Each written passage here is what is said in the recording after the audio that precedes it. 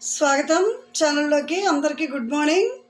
మరి రాణి చెన్నమ్మ ఇది 4వ ఎపిసోడ్, దీంతో ముగింపు అనమాట.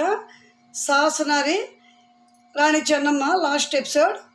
ఔరంగజేబుకి ఈ విషయం తెలిసిన వెంటనే కేలాడిపై అపారమైన సైన్యంతో దాడి చేశాడు. యుద్ధ తంత్రంలో కాకలు తీరిన చెన్నమ్మ మొఘల సైన్యాన్ని ఊహించని రీతిలో చావుదెబ్బ కొట్టింది. గెరిల్లా యుద్ధ విద్య అంటే ఎలా ఉంటుందో వాళ్ళకి రుచి చూపించింది. ఈ యుద్ధం పూర్తి కాకముందే రాజారాము కేలడి రాజ్యానికి దూరంగా వెళ్ళిపోయాడు.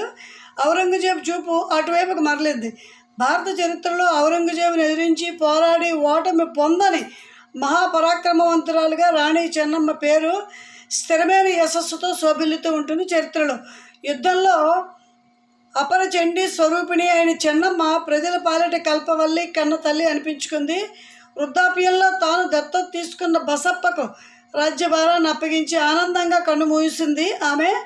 చూసారా, ఒక సాధారణ కుటుంబంలో పుట్టిన ఆమె అనూహ్యంగా రాజరికంలోకి పాదం మోపిన ఒక యువతి కష్టాలను ఎలా చీల్చి చెండాడి ధైర్యంగా నిలబడి ఎంత ఖ్యాతి పొందిందో. జీవితం అంటేనే ఒక పోరాటం, పోరి గెలవడమే మానవ ధర్మం.